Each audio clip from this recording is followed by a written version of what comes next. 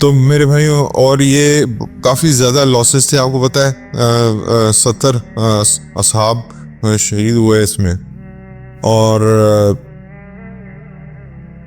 اللہ تعالیٰ ہر انسان کو موقع دیتے ہیں کہ گناہ گار ہم سب ہیں.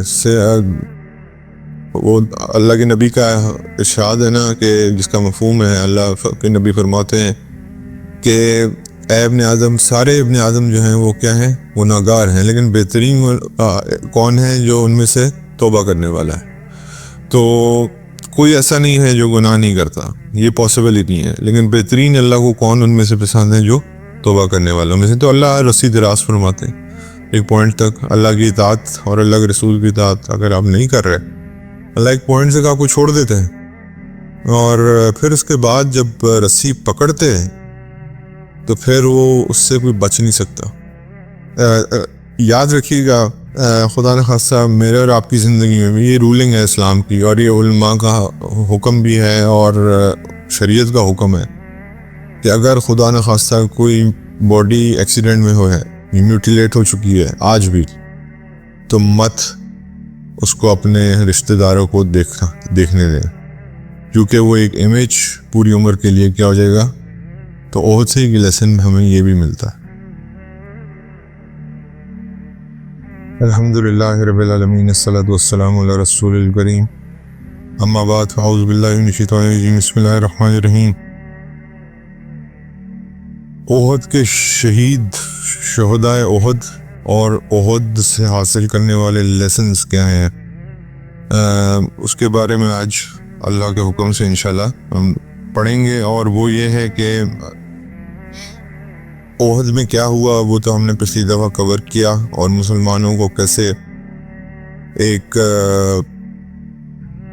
جو عددی اعتبار سے حالانکہ بہت کم تھے، تقریباً 1:4 ریشو ہو چکی ہوئی تھی، کیونکہ 700 اور 3000 کا مقابلہ تھا. تو آپ کے لوگ 700 کو اگر 4 سے ملٹیپلائی کرو تو 2800 بنتا.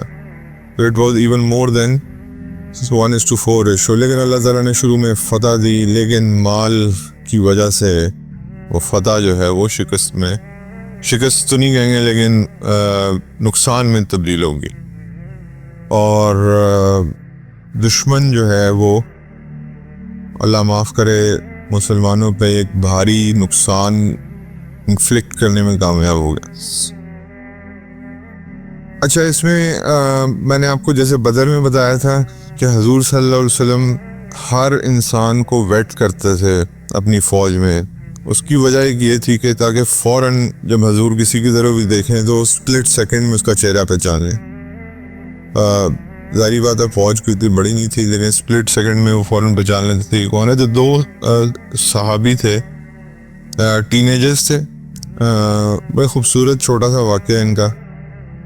ایک کا نام تھا رافع ابن خادج اور دوسرا کا نام تھا سمراؤت ابن جندب رضی اللہ تعالیٰ عنہ. حضور صلی اللہ علیہ وسلم نے دونوں کو واپس بھیج دیا. چھوٹے تھے کہ جنگ میں آپ لوگ حصہ نہ لیں، میں آپ کو واپس بھیج رہا ہوں. تو کسی نے حضور کو انفارم کیا کہ جو سمراؤت ابن جندب ہیں یہ بڑے زبردست تیر انداز ہیں، اور ان کا نشانہ اور ان کی ہر چیز بڑی پرفیکٹ ہے. تو حضور صلی اللہ علیہ وسلم نے ان کا وہ دیکھ کے، یہ وار سکل دیکھ کے ان کو کہا کہ ٹھیک ہے آپ فوج میں شامل ہو جائیں. اچھا، اب رافع ابن خادج جو تھے وہ ان کے دوست بھی تھے. اب وہ رونا شروع ہو گئے ادھر. ان کا یہ تو ذاتی ہے، میں جو ہے نا ساتھ ہوں ان کے، اور مجھے واپس بھیجا جا رہا ہے. Started crying. تو انہوں نے نا اپنے والد سے کہا کہ اگر ابھی کشتی کرا دینا تو میں سمرت ابن جندب کو 1 منٹ میں پٹک دوں گا نیچے. تو اللہ کے نبی نے جب یہ بات اللہ کے نبی سے پہنچی، اللہ کے نبی نے کہا کہ ٹھیک ہے آ جاؤ، دونوں چلو کشتی کرو. پہلے کشتی کرائی حضور صلی اللہ علیہ وسلم نے دونوں کی. دیکھیں آپ جذبات دیکھیں ان ٹین ایجرز کے، کیسے جنگ میں شریک ہونے کے لیے یہ لوگ بےتاب ہوتے تھے. تو وہی ہوا، سمراؤت ابن جندب نے 1 منٹ میں ان کو الٹا کر کے گرا دیا. حضرت رافع نے حضرت سمراؤت کو 1 منٹ میں الٹا کر کے گرا دیا. حضرت سمراؤت اپنے آرچری کی وجہ سے سلیکٹ ہوئے تھے، اور حضرت رافع کو پھر حضور نے اس وجہ سے چانس دے دیا کہ وہ جسمانی طور پہ بڑے اسٹرانگ ہیں, تھے ینگسٹرز لیکن ابھی ٹین ایجر تھے. تو یہ آپ جذبات دیکھ لیں کہ کیسے جذبات تھے اس وقت مسلمانوں کے, کہ رونا شروع ہو گئے جب واپس بھیجے گئے. اور حضور نے اپنے سامنے یہ کشتی دیکھی اور 1 سے 1.5 منٹ کا وقت لکھا ہوا ہے کہ انہوں نے ان کو زمین پہ گرا دیا. یہ تھا مسلمانوں کا جذبہ احد کو لے کے, حالانکہ ان کو پتا تھا کہ اتنی بڑی فوج آ رہی ہے. خیر, ہم لوگوں نے جب آخری لاسٹ ٹائم اس کو چھوڑا تھا تو ہم نے یہی پڑھا تھا کہ مسلمانوں کو کافی نقصان ہوا اور مسلمان سینڈوچ ہو گئے تھے دونوں فوجوں کے بیچ میں. یعنی کہ ایک حضرت خالد بن ولید کی فوج تھی پیچھے سے جو کہ اس وقت مشرک تھے, اور آگے سے جو مشرک بھاگ رہے تھے وہ بھی واپس مڑے, جس کی وجہ سے یہ بیچ میں سینڈوچ ہو گئے. کچھ شہداء جو بڑے امپورٹنٹ ہیں احد کے, ان کا نام مجھے اور آپ کو جاننا بڑا ضروری ہے, جس میں سب سے پہلے سید الشہداء حضرت سیدنا حمزہ رضی اللہ تعالیٰ عنہ کا نام ہے. وہ اس جنگ کا اینڈ دیکھنے کے لیے زندہ تو نہیں رہے, لیکن جتنا پیار حضور کا ان سے تھا, اور یہ بھی یاد رکھیے گا صرف چچا نہیں تھے, فاسٹر بردر بھی تھے, یعنی کہ رضائی بھائی بھی تھے, یعنی کہ دونوں نے ایک والدہ سے دودھ پیا ہوا تھا. تو حضور کی خصوصی محبت بھی تھی, اور آپ کو پتہ ہے کہ مکہ میں جب مسلمان کمزور تھے تو حضرت حمزہ کا ایک بہت بڑا سہارا تھا. تو ایک بہت بڑا لاس تھا مسلمانوں کے لیے. سیدنا حمزہ ایک طرح سے چیف آف آرمی اسٹاف کا رول بھی پلے کرتے رہے مسلمان فوج میں. اور خیر, یہ ایک لاس تھا, اس کے بارے میں آگے پھر دوبارہ آئے گا. اس کے بعد دوسرا حضرت طلحہ ابن عبید اللہ, he personally stood in front of Prophet صلی اللہ علیہ وسلم. یہ حضور کے سامنے کھڑے رہے. جو تیر آتا تھا, جو نیزہ آتا تھا, وہ اپنے ہاتھ آگے کر دیتے تھے, ان کے ہاتھ پہ لگتا رہتا تھا, کہ حتیٰ کہ یہ وقت آ گیا کہ ان کا ایک ہاتھ کام کرنا ہی ختم ہو گیا. تو حضور صلی اللہ علیہ وسلم نے فرمایا کہ آج احد کا دن اگر کسی کے لیے ہے تو وہ طلحہ بن عبید اللہ کے لیے ہے, کیونکہ اس نے میرے لیے اتنے تیر کھائے ہیں, میرے لیے اتنے سپیر کھائے ہیں, کہ یہ دن صرف طلحہ بن عبید اللہ کو بلانگ کرتا ہے. جو تیسرے بہت امپورٹنٹ شہید تھے وہ مصعب بن عمیر تھے, جن کے بارے میں ہم نے پڑھا تھا کہ دونوں ہاتھ کٹ گئے, جھنڈا ان کے پاس تھا فوج کا, اور انفارچونیٹلی جھنڈا گر گیا. 70 ضربے تھیں ان کے جسم پہ. کہاں وہ نازوں میں پلا ہوا مصعب, اور کہاں وہ احد کے میدان میں گرا ہوا مصعب جو 70 ضربے لگی ہوئی تھیں جس کو. آپ حضرت مصعب بن عمیر کے بارے میں یہ دیکھیں کہ اللہ نے ان سے کیا کیا کام لیا. دین کے دائی ہونے کا کام لیا. مدینہ کس کو بھیجا, مدینہ منورہ کس کو بھیجا تھا, اللہ کے نبی نے مصعب بن عمیر کو بھیجا تھا. پھر جہاد میں آپ دیکھیں, بدر میں بھی مین جھنڈا ان کے پاس تھا, احد میں بھی مین جھنڈا ان کے پاس تھا. تو حضور نے ان کی جو قربانی تھی, جو انہوں نے ٹھوکر مار کے اسلام قبول کیا تھا, پیسے کو مال کو ٹھوکر مار کے, تو اللہ کے نبی نے اس کی بڑی قدر کی. اللہ نے مین جھنڈے ان کو پکڑائے, کیونکہ اللہ کے نبی کو پتہ تھا کہ یہ پیچھے سے کس بیک گراؤنڈ سے, تو ان کو یہ کبھی فیل نہیں ہونے دیا اپنی زندگی میں بھی. اس کے بعد ایک اور جو تھے, ایک تھے ساحل ابن حنیف رضی اللہ تعالیٰ عنہ, اور ایک تھے حضرت ابو دجانہ رضی اللہ تعالیٰ عنہ.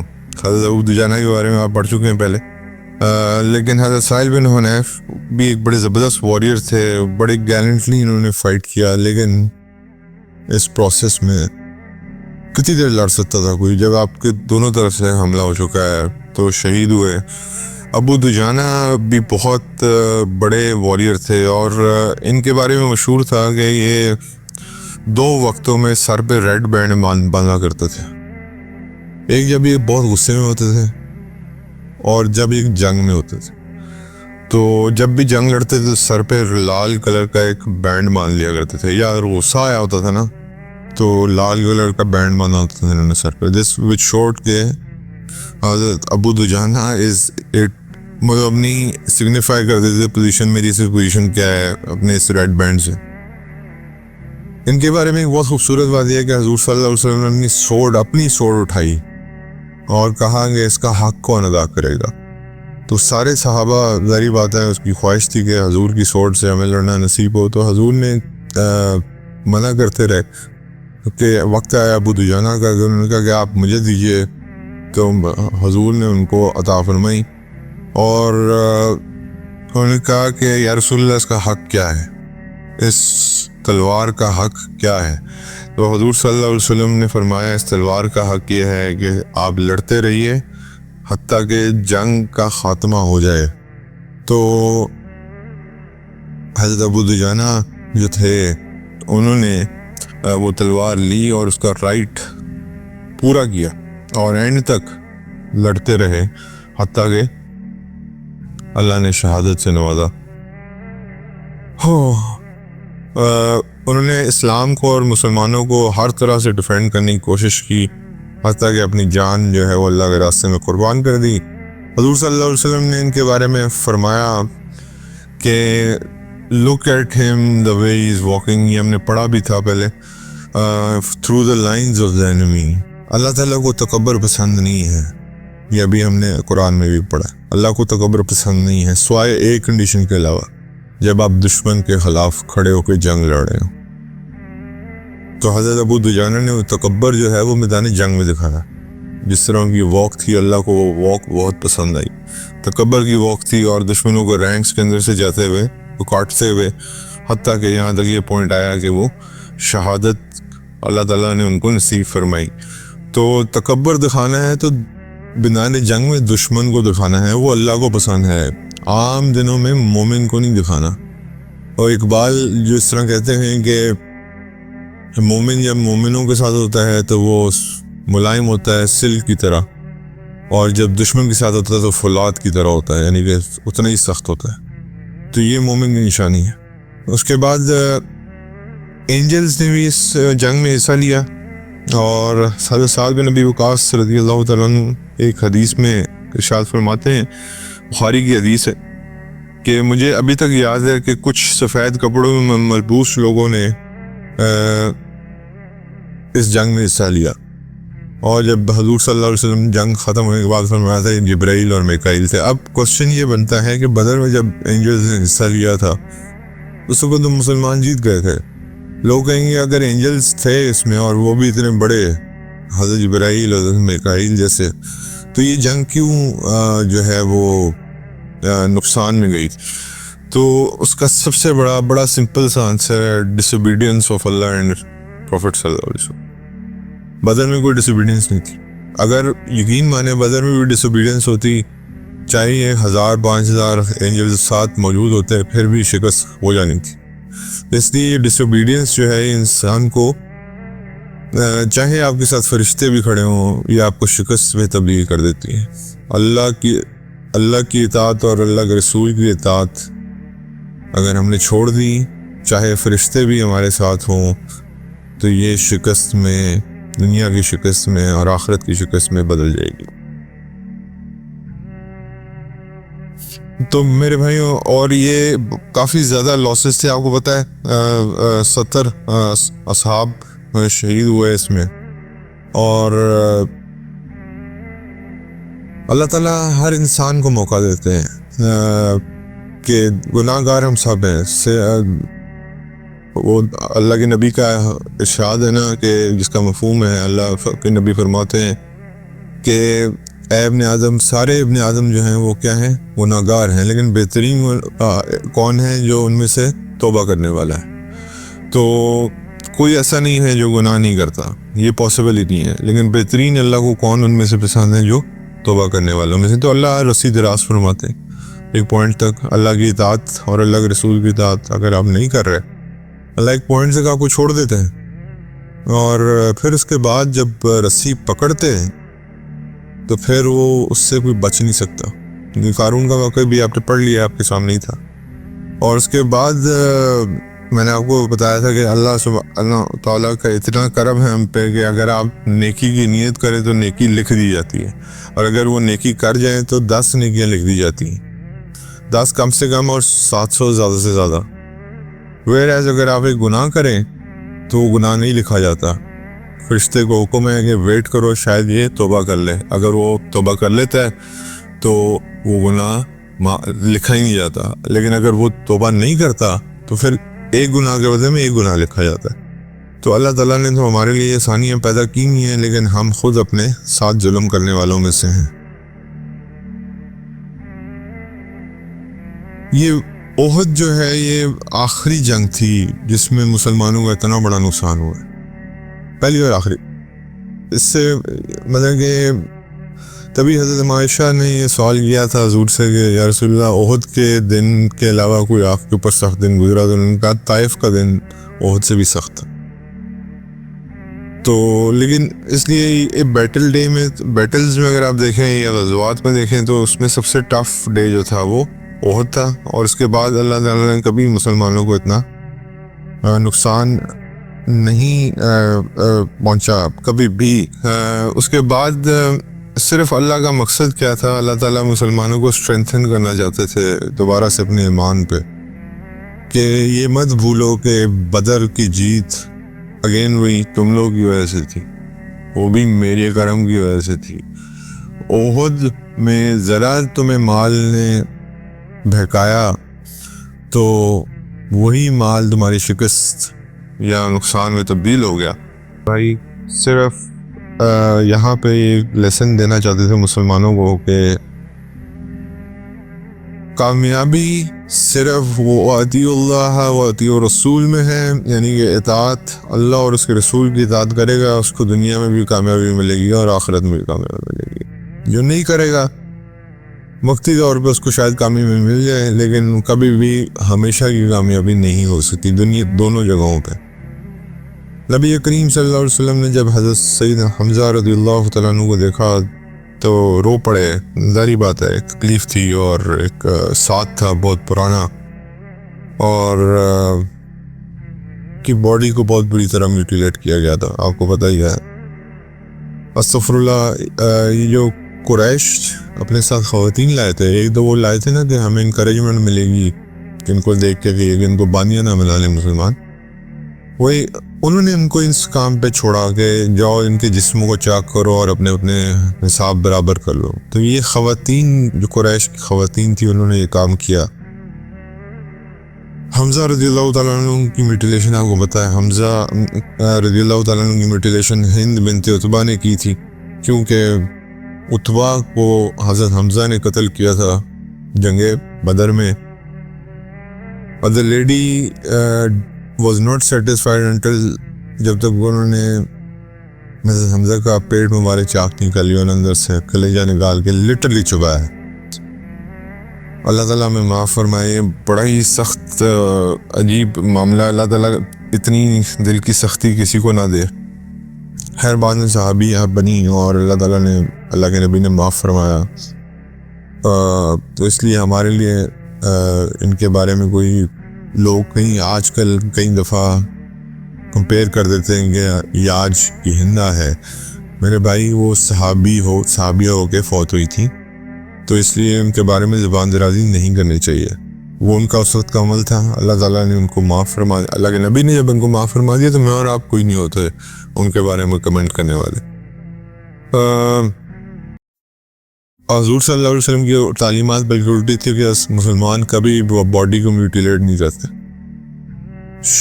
جو ہمارے شہیدوں کی باڈی کو انہوں نے میوٹیلیٹ کیا، لیکن حضور صلی اللہ علیہ وسلم یہ چانس مسلمانوں کے پاس بدر میں بھی تھا. ان کے ساتھ کیا کیا نہیں ہوا تھا بدر میں. آپ مجھے بتائیں بلال کے ساتھ کیا نہیں ہوا تھا بدر میں. آپ مجھے بتائیں جو صحابہ کھڑے تھے بدر میں، کیا وہ امیہ بن خلف کی باڈی کو میوٹیلیٹ نہیں کر سکتے؟ جتنا ظلم انہوں نے امیہ بن خلف سے سہا تھا.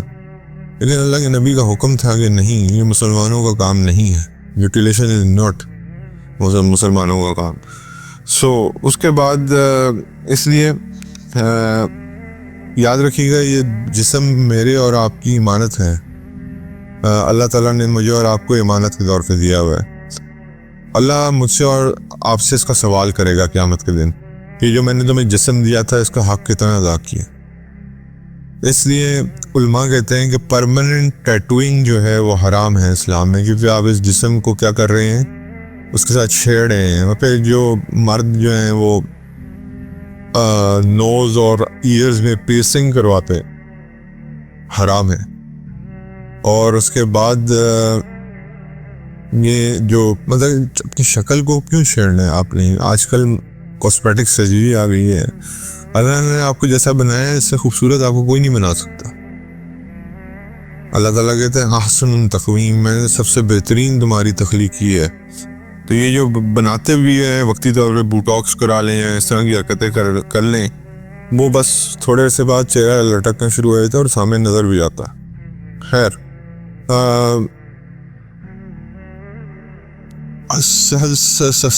سیدہ صفیہ رضی اللہ تعالیٰ عنہ جو کہ حضرت حمزہ کی بہن تھیں اور حضور صلی اللہ علیہ وسلم کی پھوپھی جان تھیں، انہوں نے یہ حضرت حمزہ کو دیکھنے کی کوشش کی، ان کے پاس آنے کی کوشش کی. حضور صلی اللہ علیہ وسلم نے ایک رول پاس کر دیا تھا جنگ میں کہ خواتین کو شہداء کے پاس مت آنے دیا جائے، کیونکہ انہوں نے ڈیڈ باڈیز کو دیکھ لیا تھا، میوٹیلیٹڈ ہو گیا. تو وہ جو ایک آخری امیج رہ جاتا ہے نا، آپ نے ہمیشہ ایک انسان کو بڑے اچھی شکل میں دیکھا ہے، لیکن موت کے وقت وہ جو امیج رہ جاتا ہے وہ پھر پوری عمر کے لیے دماغ میں بس جاتا ہے. اس لیے حضور نے منع فرما دیا کہ don't allow the women to come near the martyrs، یعنی کہ شہیدوں کے قریب نہ رہنے. لیکن حضرت صفیہ جو تھیں وہ بہت زیادہ صبر و تحمل والی تھیں. حضور کی پھوپھی جان بھی تھی، سیدنا حمزہ کی بہن بھی تھیں. تو انہوں نے حضور سے ریکویسٹ کی کہ میں اپنے بھائی کو دیکھنا چاہتی ہوں، میں آپ سے وعدہ فرماتی ہوں کہ میں نہ روں گی نہ چیخوں گی، تو آپ مجھے میرے بھائی کو دیکھنے دیجیے. This was the only case جس میں حضور صلی اللہ علیہ وسلم نے اجازت دی حضرت صفیہ کو. حضرت زبیر کہتے ہیں، حضرت ان کے بیٹے جو تھے، انہوں نے کہتے ہیں کہ میں نے اپنی اماں کو روکنے کی کوشش کی تو انہوں نے اتنی زور سے دھکا مارا کہ میں جا کے ایسے جیسے کسی مرد سے بھی زیادہ طاقتور تھیں وہ خاتون ماشاءاللہ. حضرت حمزہ کی بہن تھیں، کہتی میں دور جا کے گرا. تو انہوں نے پھر اپنے بھائی کو جو ہے وہ وہاں پہ خدمت کی، اور آپ کو بتائیے وہ معاملہ کہ وہ کفن لائن تھی ساتھ، لیکن وہ کفن جب وہ نکالا تو وہ کسی اور کے نصیب میں آ گیا. تو جو کفن تھا وہ حضرت حمزہ کا پورا نہیں آ رہا تھا. وہ ساری سٹوری آپ کو پتہ ہی ہے. تو یاد رکھیے گا، خدا نخواستہ میرے اور آپ کی زندگی میں بھی یہ رولنگ ہے اسلام کی، اور یہ علماء کا حکم بھی ہے اور شریعت کا حکم ہے کہ اگر خدا نخواستہ کوئی باڈی ایکسیڈنٹ میں ہو ہے، میوٹیلیٹ ہو چکی ہے آج بھی، تو مت اس کو اپنے رشتہ داروں کو دیکھنے دیں، کیونکہ وہ ایک امیج پوری عمر کے لیے کیا ہو جائے گا. تو عہد سے ہی لیسن ہمیں یہ بھی ملتا ہے. اللہ کے نبی نے منع فرمایا کہ میوٹیلیٹڈ باڈی، خدا نخواستہ ایکسیڈنٹ ہو گیا، خدا نخواستہ پلین کریش میں خیر پتہ ہی نہیں چلتا نا باڈی سے کیا حال ہوا، لیکن یہ کہ جنریکلی بھی اگر خدا نخواستہ کسی کے حصے ٹکڑے کر دیے جاتے ہیں تو منع فرمایا کہ اس کو نہ دیکھیں، کیونکہ آپ نے اس کو ہمیشہ ایک اچھا امیج دیکھا ہے زندگی میں، آخر میں مت ایسا امیج اپنے دماغ میں بکھائیں. تو اس لیے میوٹیلیٹڈ باڈی کا حکم آج تک موجود ہے، اور علماء نے اس کو شریعت کا ایک اہم حکم بنا دیا ہوا. اس لیے میوٹیلیٹڈ باڈی سے دور رہنا ہے. یہ عہد کے لیسنز میں سے ایک لیسن ہے. اس کے بعد جی ہم وحشی کے بارے میں بات کر لیں تھوڑی سی. وہ جو ہے نا وہ کہتے ہیں کہ مجھے تو اپنی فریڈم چاہیے تھی، لیکن سیدنا حمزہ رضی اللہ تعالیٰ عنہ کو شہید کرنے کے بعد یہ فریڈم تو مل گئی، لیکن میں دماغی طور پہ انسلیو ہو گیا. اور کہتے ہیں کہ یہ جو انسلیومنٹ تھی نا یہ والی، یہ اس سے زیادہ گندی تھی جو میں جسمانی طور پہ انسلیو تھا. ایک بات ہمیں یہ بھی سمجھ آتی ہے کہ جو دماغی طور پہ غلام ہوتا ہے نا وہ جسمانی غلام سے بدتر ہوتا ہے. آج ہمارے معاشرے کا بھی حال ہے، ہم دماغی طور پہ غلام ہیں. ہم پہ جسمانی طور پہ کوئی حکومت نہیں کر رہا، مسلمان ہی حکومت کر رہے ہیں، لیکن ہم دماغی طور پہ غلام بن چکے ہیں. تو اس سے بھی یہ سبق بھی بہت سے ملتا ہے کہ جو دماغی طور پہ غلام بن جائے اس کا آپ کچھ نہیں کر سکتے. تو واشی کہتے ہیں کہ میں ساری رات ایسی میری گزری کہ میں سو نہیں پاتا تھا اور مجھے سمجھ نہیں آ رہی تھی کہ یہ ہو کیا رہا ہے میرے ساتھ. میں نے بہت کوشش کی. کہتے ہیں جب میں غلام تھا, فزیکل غلام تھا, صبح مجھے بڑی نیند آتی تھی کیونکہ سارے دن میں محنت کرتا تھا رات کو میں, لیکن حضرت حمزہ کو شہید کرنے کے بعد میری نیند خراب ہو گئی اور میں دماغی طور پہ انسلیو ہو گیا. اس کے بعد جب حضور صلی اللہ علیہ وسلم فتح مکہ پہ گئے, انشاءاللہ آگے ہم پڑھیں گے, تو یہ اتنے زیادہ وہ کہتے ہیں نا اندر سے حضور کو فیس کرنے کی ہمت دل میں نہیں تھی, یہ فوراً طائف چلے گئے.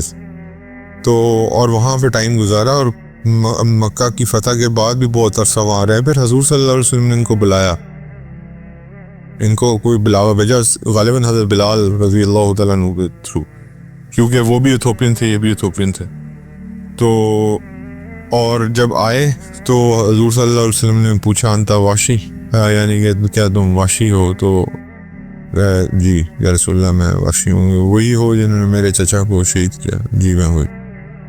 تو یار کلمہ پڑھ لیا, صحابی بن گئے. لیکن حضور نے کہا میری ایک ریکویسٹ ہے آپ سے, آپ پلیز میرے سامنے مت آیا کریں.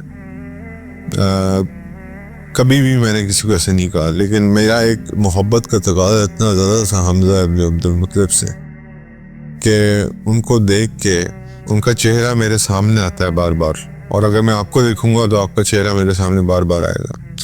اس دن واشی جو تھے انہوں نے یہ اپنے ساتھ پرومس کر لیا کہ میں اس جو مجھ سے غلطی ہوئی ہے میں اس کی تلافی ضرور کروں گا. اور وہ تلافی کا موقع پھر اللہ نے ان کو دیا.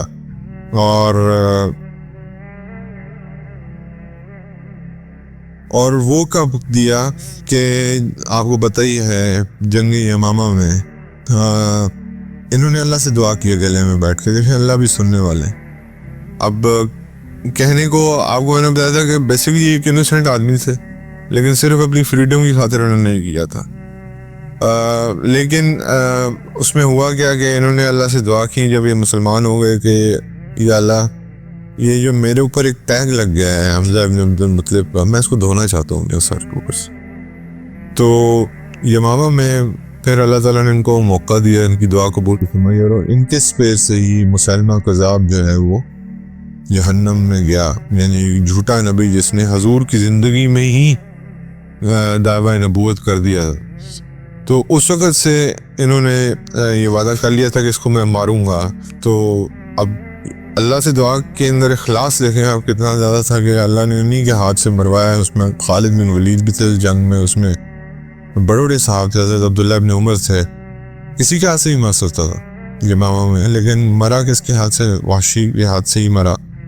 تو یہ ایک اللہ تعالیٰ نے ان کو چانس دیا کہ اپنی, اور پھر وہ کہتے تھے کہ میں نے میرے اسپیئر سے ایک best of the human being شہید ہوا ہے اور ایک اسی اسپیئر سے the worst of the human being مرا ہے. تو اللہ تعالیٰ نے ان کو یہ موقع دیا. اب بریل کا ٹائم آیا جب, تو مارٹرز کا, اب 70 مسلمان تھے اور اس میں سے زیادہ تر تعداد انصار کی تھی. اب حضور صلی اللہ علیہ وسلم کا دفنانے کا طریقہ دیکھیے, یہ بھی سن پر سیکھنے کی چیز ہے. اگر کم لیٹ سے خدا نخواستہ زیادہ اموات ہو جاتی ہیں تو اس میں دفنانے کا طریقہ کیا ہونا چاہیے؟ حضور صلی اللہ علیہ وسلم نے پوچھا کہ سب سے زیادہ قرآن یاد کرنے والا کون ہے؟ تو جو سب سے زیادہ قرآن یاد کرنے والا تھا اس کو سب سے پہلے دفنایا گیا. تو یہ ہے عزت قرآن یاد کرنے والے کی. تو اللہ تعالیٰ کے نبی نے یہ ڈیفینیشن دی اور ہمیں طریقہ بتائیں گے. لیٹ سے اگر میں اور آپ کل کو خدا نخواستہ سچویشن آتے ہیں, 20-25 لوگ آپ کے سامنے فوت ہوئے ہوتے ہیں, تو اس میں سے ہمیں تو خیر اتنی عقل ہی نہیں ہے کہ اس وقت یہ یاد آئے کہ قرآن کس کا زیادہ کس نے پڑھا ہوا تھا. لیکن حضور صلی اللہ علیہ وسلم نے تعلیم دے دی ہے ہمیں کہ آپ نے سب سے پہلے کس کو تعظیم دینی ہے؟ جس نے قرآن سب سے زیادہ یاد کیا ہو. بریل میں بھی. اچھا قبر جو تھی وہ موسٹلی قبر میں 2 لوگوں کو دفنایا گیا کیونکہ 70 لوگ تھے، جگہ کم تھی، اور کئی قبروں میں 3 لوگوں کو دفنایا گیا. اس لیے اسلام میں شرعی طور پہ جائز ہے کہ کچھ عرصے بعد جب باڈی ڈیکمپوز ہو جاتی ہے اور ختم ہو جاتی ہے، ڈیزالو ہو جاتی ہے سوائل کے اندر، تو آپ اس کو دوبارہ اس جگہ پہ قبر کھود کے نیا مردہ دفنا سکتے ہیں. آپ کے خیال سے جو جنت البقیع ہے اس میں آج تک کیسے لوگ کی تدفین ہوئی جا رہی ہے؟ وہ اس لیے ہو رہی ہے کہ کتنے مسلمان وہاں پہ اس سے پہلے بھی دفن تھے اور کتنے بعد میں بھی دفن ہو رہے ہیں اور آج بھی ہو رہے ہیں. تو وہ ڈگنگ کرتے ہیں، جب وہ دیکھتے ہیں کہ وہ قبر خالی ہو چکی ہوئی ہے تو اس کے اندر وہ کسی کو دفنا دیتے ہیں. تو یہ شرعی طور پہ الاؤڈ ہے، اور اس لیے کہتے ہیں کہ قیامت جب بگل بجے گا، جب وہ جو حضرت اسرافیل کا جو دوسرا بگل جو ہے، جو دوسرا وہ سور پھونکیں گے، اس میں سے 70 مردے ایک قبر میں سے اٹھیں گے. تو آپ اندازہ کر لیں، اس سے بھی پتہ چل جاتا ہے ہمیں پورے مسلمان میں مصعب بن عمیر کا. امیجن کریں یار کہ اس بندے کی قربانی کا لیول دیکھیں کہ اپنے ساتھ حضور صلی اللہ علیہ وسلم کہتے ہیں میں کوئی ایسا ینگسٹر نہیں جانتا تھا مکہ میں جس کی ماں نے اتنا نہ اسپوائل کیا ہو جتنا مجھ کو کیا ہو. لیکن آج جب احد میں پڑے ہیں تو سب سے پور ہیں شہداء میں سے ان کا وہ ہو رہا ہے. اللہ نے عالم بھی بنایا، اللہ نے مبلغ بھی بنایا، اور اللہ نے جہادی بھی بنایا. کیسی قربانی اللہ کی، ان کی اس قربانی پہ اللہ نے ان کو کیا نوازا، پھر شہید بھی کیا. تو ایک قربانی انہوں نے جو اتنی بڑی دی، اس وقت اللہ نے 4 رتبات دیے اس کے. اس کے بعد جی ان کو کور کرنے کے لیے کچھ بھی نہیں تھا. اور پھر حضور نے یہ فرمایا کہ جو یہ شہید ہوئے ہیں ان کو غسل نہیں دینا، ان کو ان کے کپڑوں میں ہی جو ان کے بلڈ سٹرینز ہیں ان کے ساتھ ہی دفنا دو. اس کی وجہ کیا ہے کہ جب یہ کو قیامت کے دن اٹھائے جائیں گے، محشر کے دن اٹھائے جائیں گے، حضور نے فرمایا جب یہ محشر کے دن اٹھائے جائیں گے تو ان کا باڈی کلر ریڈ ہوگا اور خوشبو جو ہے وہ مشک کی طرح ہوگی. کیونکہ red is a stain blood of stain جو لگ گیا تھا وہ بلڈ کا ریڈ ہی ہوتا ہے نا، تو باڈی کلر ریڈ ہو جائے گا اور خوشبو جو ہے وہ مشک سے زیادہ پھیلے گی. اس کے بعد جی وہی حضرت مصعب بن عمیر کے ساتھ بھی یہی ہوا کہ سر ڈھکتے تھے تو پاؤں ننگے ہو جاتے تھے، پاؤں ڈھکتے تھے تو سر ننگا ہوتا تھا. حضور صلی اللہ علیہ وسلم نے فرمایا کہ ایک برانچ لے کے آؤ بڑی سی اور ان کے پاؤں پہ ڈال دو، سر جو ہے وہ دس از the richest person جس کے ساتھ جس کا اینڈ یہ ہوا. سو ہی واز دین buried، اور آج تک احد میں موجود ہیں. آپ جائیں تو آپ کو ان کی قبر انور نظر آتی ہے سامنے، ان کی عادت حمزہ کی سامنے نظر آتی ہے. آگے اللہ تعالیٰ قرآن میں فرماتے ہیں سورہ نمبر 33 آیت نمبر 23 میں From amongst the believers there are those who have fulfilled their promise to Allah. Some of them have been martyred and others are in waiting. یعنی کہ اللہ فرماتے ہیں کہ مسلمانوں میں سے، مومنین میں سے وہ کچھ لوگ ہیں جنہوں نے اپنا وعدہ اللہ کے ساتھ پورا کیا اور وہ شہید ہوئے، اور کچھ ایسے ہیں جو ابھی شہادت کے انتظار میں ہیں. تو اب جو شہید ہو گئے وہ آپ کو پتہ چل گئی ہیں، اور کچھ ہیں جو ابھی شہادت کے انتظار میں، یعنی کہ جن کے نصیب میں شہادت لکھی ہوئی ہے لیکن ابھی ملی نہیں. وہ آگے خندق میں بھی آئے گا. حضرت حضور صلی اللہ علیہ وسلم نے فرمایا کہ یہ جو آیت ہے یہ ہے حمزہ ابن عبد المطلب کے لیے، مصعب ابن عمیر کے لیے. They have fulfilled their promises with Allah and they are being martyred. تو یہ حضور صلی اللہ علیہ وسلم نے اسپیشلی نام لے کے فرمایا. اس کے بعد جی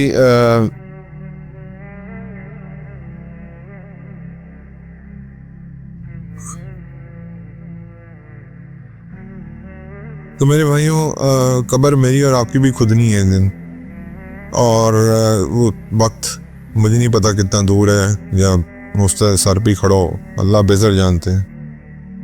تو لیکن ان لوگوں نے تو اللہ کو خوش کر لیا، اللہ کو راضی کر کے چلے گئے دنیا سے. میں نے اور آپ نے کیا، یہ ایک لیسن ہے جو میں نے اور آپ نے لرن کرنا ہے اس میں سے، کہ اللہ کو راضی کیسے کرنا ہے. آیت نمبر جو میں نے آپ کو سنائی ہے 23 سورہ نمبر 33 کی، یہ ان لوگوں کے ساتھ اللہ کا وعدہ ہے جنہوں نے اللہ کو خوش کیا، اللہ ان کو پھر ان رتبات پہ فائز کرتا ہے. اور حضور صلی اللہ علیہ وسلم کی وہ حدیث کہ عقل مند انسان وہی ہے جو مرنے سے پہلے مرنے کی تیاری کر لے اور اپنی آخرت سنوار لے. تو میرے اور آپ کے لیے تو یہ لیسن ہے ان ساری چیزوں میں سے. اور واپسی پہ اب کچھ چھوٹے چھوٹے 2-4 واقعات ہیں وہ میں آپ کو بتا دوں. آن دا ریٹرن حضرت حملہ بنت جہش رضی اللہ تعالیٰ عنہ جو تھیں، ان کے بھائی تھے عبداللہ ابن جہش، وہ شہید ہو گئے تھے. حضرت حملہ کو بتایا گیا کہ آپ کے بھائی شہید ہو گئے ہیں. تو شی میڈ دعا فار ہم، ان کے لیے تو دعا کی کہ اللہ ان کو جنت الفردوس عطا فرما.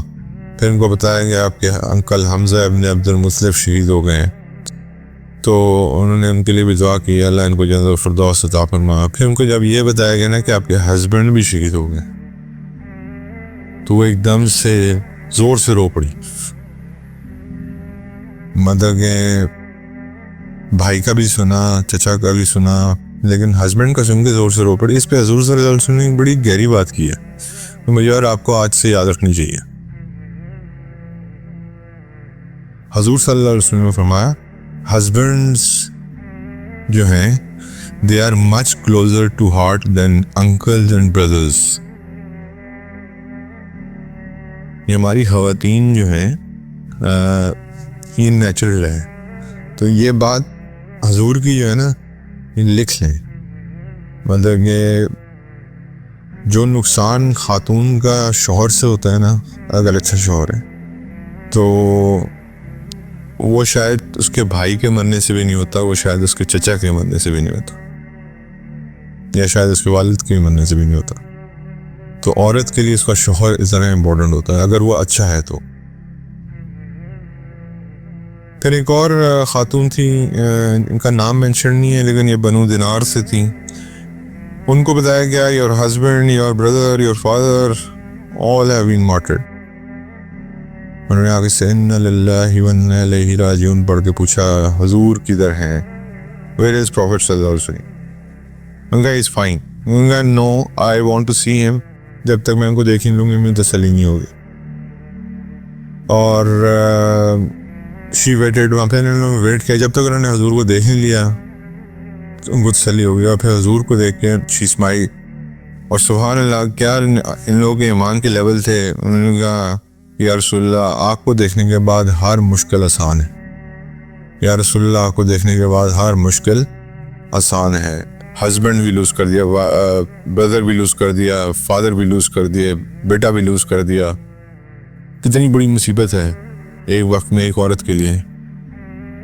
لیکن وہ کیا کہہ رہی ہیں کہ یا رسول اللہ آپ کو دیکھنے کے بعد ہر مشکل آسان ہے، باقی ریسٹ از آل فائن. وہ اللہ کے راستے میں نے ان کو قربان کیا. تو دیز وجہ صحابیات یہ جو اس طرح ڈائریکٹ کر رہی تھی اپنی فیملی ممبرس کو، ان کو اتنا چلے پرواہ تھی لیکن زیادہ کس کی پرواہ تھی؟ نبی کریم صلی اللہ علیہ وسلم کی. اور آج ہمارے حالات کیا ہیں کہ ہمیں پرواہ بالکل برعکس ہے.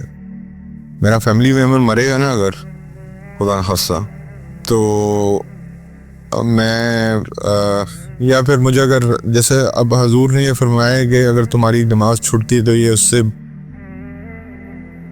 سے بھی بدتر ہے کہ تمہارا سارا خاندان مر جائے، تمہاری ساری مال و دولت خرچ ہو جائے. کبھی میں نے اور آپ نے نہیں سوچا، کبھی بھی نہیں سوچو. تو آج میرا کوئی فیملی والا مرے گا تو میرے یہ خیالات ہو ہی نہیں سکتے. We are totally opposite. Another lesson which has to be learned کہ میرے لیے اللہ اور اس کے نبی جو ہیں وہ ٹاپ رینک ہونے چاہیے، اس کے بعد باقی آتے ہیں.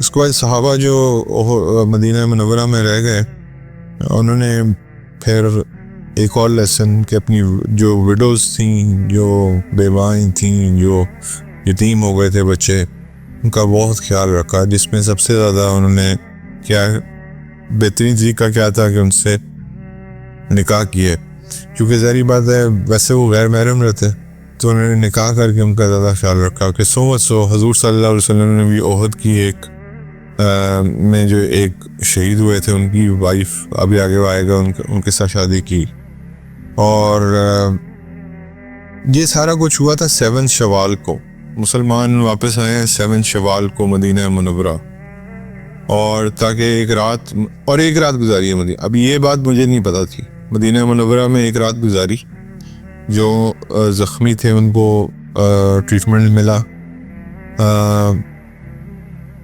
لیکن حضور صلی اللہ علیہ وسلم کو ایک چیز کا خطرہ بھی موجود تھا کہ دشمن جیسے بدر میں تھا، بدر میں 3 دن سٹے کیا تھا، اس طرح ان کو پتا تھا کہ یار یہ ان کو پتا کہ اب ہم ویک ہو گئے ہیں تھوڑا سا، یہ پلٹ کے آئیں گے مدینہ منورہ کی طرف.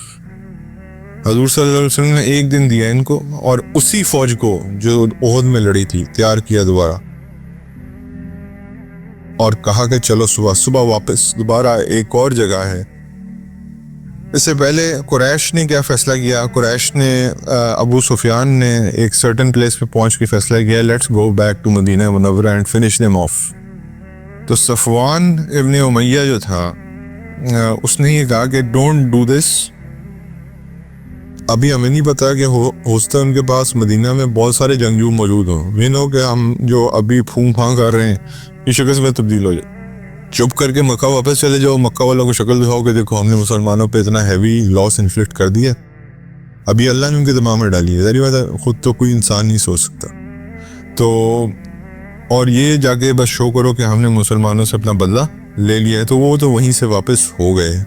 دیکھیں ارادہ رکھتے تھے اندر سے واپس آنے کا، لیکن حضور صلی اللہ علیہ وسلم نے کیا کیا، اگلے دن دوبارہ اسی فوج کو اکٹھا کیا، اور ایک جگہ ہے حمر الاسد اس جگہ پہ پڑاؤ ڈالا اگلے دن جا کے 8 شوال کو، اور ود دا سیم کمپینینس، اور گیٹنگ ریڈی کہ دشمن اگر واپس مڑ کے آتا ہے تو ہم اس پہ لڑائی لڑیں گے. ہمت دیکھیں آپ، ایک دن کا بریک تھا، مدینہ واپس بھی گئے اور پھر اگلے دن واپس آ بھی گئے. مشرکین کو جب پتہ چلا کہ یہ جو ہے نا مسلمان حمرہ الاسد پہ آ کے دوبارہ بیٹھ گئے ہیں اپنے آپ کو ڈیفینڈ کرنے کے لیے، تو اس کے اللہ تعالیٰ نے ان کے دل میں اور ڈر ڈال دیا. یہ تو ابھی اتنے لاسز کے بعد بھی ان کے اندر یہ جذبہ موجود ہے کہ وہ لڑ سکتے ہیں، تو لیٹس ناٹ فیس دیم نو، تو واپس چلے تھے. تو اللہ تعالیٰ فرماتے ہیں، ابھی اللہ تعالیٰ سورہ نمبر 4 آیت نمبر 104 کے اندر فرماتے ہیں،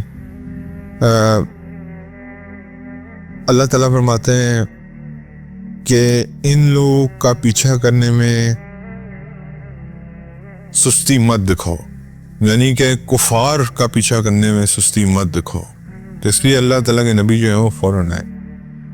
اور پھر اسی آیت میں آگے اللہ فرماتے ہیں if you are suffering from pain and injuries you should know that suffering, pain and injuries, but the difference between you and them is that you have hope in Allah and they don't have hope in anything.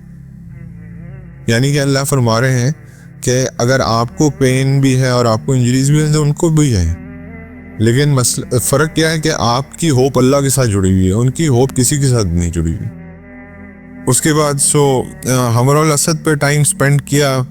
جب انہوں نے دیکھا کہ دشمن واپس نہیں آ رہا تو دے وینٹ بیک ٹو مدینہ منورہ. اور پھر اللہ تعالیٰ نے مسلمانوں کا مرال ہائی کرنے کے لیے یہ ورس نازل فرمائے. یہ مجھے اور آپ کو بھی یاد رکھنی چاہیے. آپ اس کی وہ رکھ لیں اپنے پاس. سورہ نمبر 9 اور آیت نمبر 52 ہے، یہ یاد رکھیے گا. جب بھی مرال ڈاؤن ہو ان آیتوں کو پڑھ لیں. اے نبی بتا دیجئے، ٹیل دیم او پروفٹ صلی اللہ علیہ وسلم،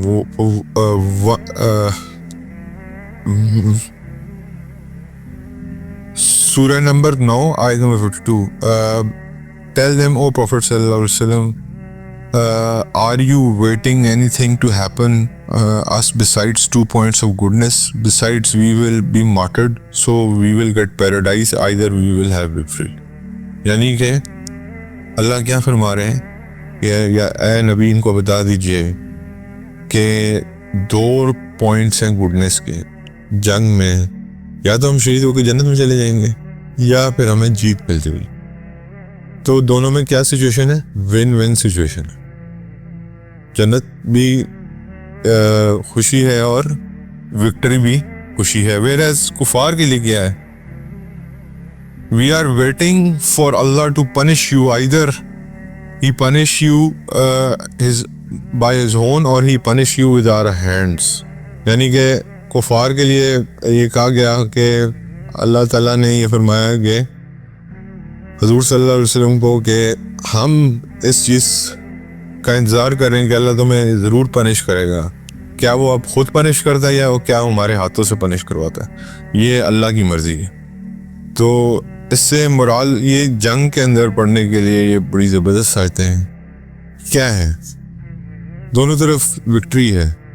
ادھر جنت میں چلے جائیں گے، اگر جیت گئے تو جیت کے واپس آ جائیں گے انشاءاللہ، یا غازی بن کے واپس آ جائیں گے. اللہ تعالیٰ دونوں طرف مسلمانوں کے لیے ون ون سچویشن ہے. فائنل لیسنس جو میجر لیسنس ہیں، میں نے آپ کو بتا دیا کافی لیسنس بیچ میں تھے. بریل کیسے کرنا ہے، میوٹیلیٹڈ باڈیز کو نہیں دیکھنے دینا، یہ ساری چیزیں تو آپ نے دیکھ لیں. اور اس کے بعد جو فائنل لیسنز ہیں، جو میجر 2 لیسنز، جس نے جنگ کا سارا منظر نامہ بدلا، پہلا یہ تھا کہ ڈبیٹڈ امنگز یور سیلف، تم آپس میں بحث میں پڑ گئے. یہ کب ہوا تھا؟ مدینہ منورہ میں جنگ لڑنی ہے یا باہر جا کے لڑنی ہے؟ پھر اس کے بعد جب وہ 300 اور 700 والی کہانی ہوئی تھی کہ 700 والے یہ کہہ رہے تھے کہ ان 300 کو پہلے نبڑ لینا. تو ڈس یونٹی جو ہے نا، دیٹ برنگز ڈیفیٹ. جو آج ہم کیوں ڈیفیٹڈ ہیں؟ کیونکہ ہم we are not united as a Muslim. ہم شکست خوردہ اس لیے ہیں کہ ہم یونائٹڈ نہیں. اللہ تعالیٰ فرما رہے ہیں کہ اس عہد کا منظر نامہ صرف اس ڈیبیٹ کی وجہ سے بدلا. مسلمانوں میں جب آپس میں بحث ہو جائے، تکرار ہو جائے، اختلاف ہو جائے، تو اللہ تعالیٰ اس میں سے رحمت اٹھا لیتے ہیں. دوسرا، never go against the instructions of Allah and his رسول. آپ کو جو انسٹرکشن ملی تھی وہ کیا ملی تھی کہ آپ نے اس پہاڑی کو نہیں چھوڑنا جب تک، چاہے آپ ہمیں شکست کھاتے دیکھیں یا چاہے آپ ہمیں جیتتا دیکھیں، آپ نے اس پہاڑی کو نہیں چھوڑنا. آپ نے اس انسٹرکشن کو اوبے نہیں کیا. تو اس لیے یہ 2 میجر لیسنز ہیں جو اس جنگ کے ہیں. تو یاد رکھیے گا میرے بھائیوں، آج میری بات آپ یہ لکھ کے رکھ لیں. If we are not also united, sitting at this place, we can never be successful. Let alone be Pakistan, let alone be the Muslim Ummah. یہ ان کو چھوڑ دیں، یہ تو دوسری باہر کی بات ہے. میں یہ 300-400 بندے کی بات کر رہا ہوں صرف. اگر ہم یونائٹڈ نہیں ہیں، اس جگہ پہ کامیابی مل ہی نہیں سکتی. اللہ کا قانون نہیں ہے. اور اللہ تعالیٰ مجھے اور آپ کو وارن کر رہے ہیں ایک بات سے.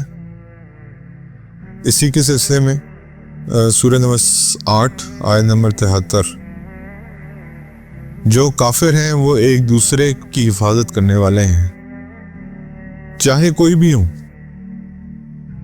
اور چاہے جو بھی حالات ہوں، وہ ہمیشہ ایک دوسرے کے لیے کھڑے رہیں گے. اللہ یہ کہہ رہے ہیں. اور قرآن میں آپ کے خیال سے کوئی شک ہے؟ کوئی شک نہیں. آپ دیکھ لیں، انڈیا کا مذہب جو ہے وہ میجر مذہب جو وہ ہندو ہے.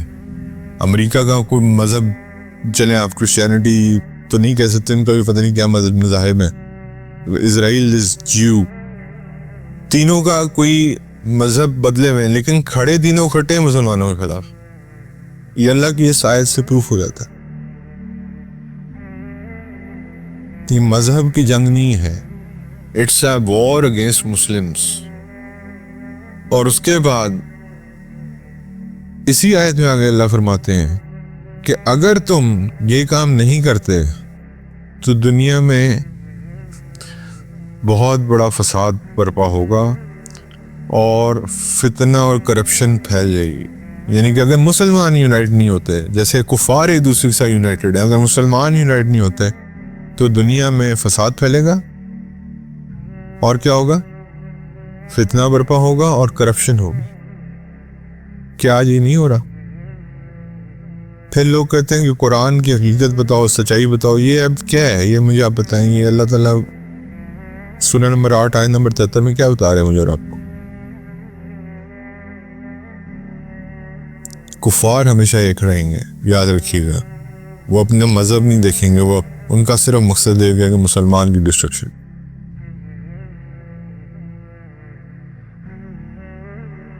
تو اس لیے میرے بھائیوں، we need to stand up for one and at least میں اور آپ ملک پہ تو اثر انداز ہو نہیں سکتے، نہ اپنے شہروں پہ اثر انداز ہو سکتے، ہم تو اپنے محلے پہ اثر انداز نہیں ہو سکتے۔ تو جو ایریا ہمارے انڈر جورسڈکشن ہے اس پہ تو اثر انداز ہو سکتے ہیں نا۔ اس کا تو اللہ مجھ سے اور آپ سے سوال کرے گا، یہاں تو تمہارے پاس طاقت تھی، ادھر تم نے کیا کیا؟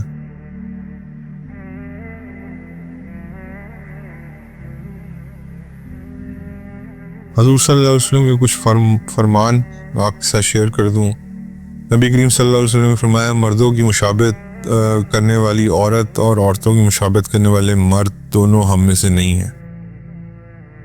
نبی کریم صلی اللہ علیہ وسلم نے فرمایا، لوگوں اللہ کی رحمت کی نگاہ سے نہیں دیکھے گا۔ نبی کریم صلی اللہ علیہ وسلم نے فرمایا کہ ان 3 لوگوں کو اللہ اپنی رحمت کی نگاہ سے نہیں دیکھے گا۔ نمبر 1 ماں باپ کا شرعی نافرمان، نمبر 2 مردوں کی مشابہت کرنے والی عورت، اور نمبر 3 جس میں غیرت نہ ہو۔ یعنی کہ غیرت کتنی امپورٹنٹ چیز ہے، یہ یہاں سے سمجھ آ جاتی ہے۔ اس کے بعد حضور صلی اللہ علیہ وسلم نے فرمایا کہ عورت کے لباس پہننے والے مردوں اور مردوں کے لباس پہننے والی عورت پر لعنت ہے۔ اس کے بعد حضور صلی اللہ علیہ وسلم نے فرمایا 4 چیزوں کو مارنا، 4 حیوانات کو مارنا منع ہے، جس میں ایک چونٹی ہے، ایک شہد کی مکھی ہے، ایک ہدہد ہے اور ایک لتورا ہے۔ اس کے بعد حضور صلی اللہ علیہ وسلم نے فرمایا، جس نے مسلمان پہ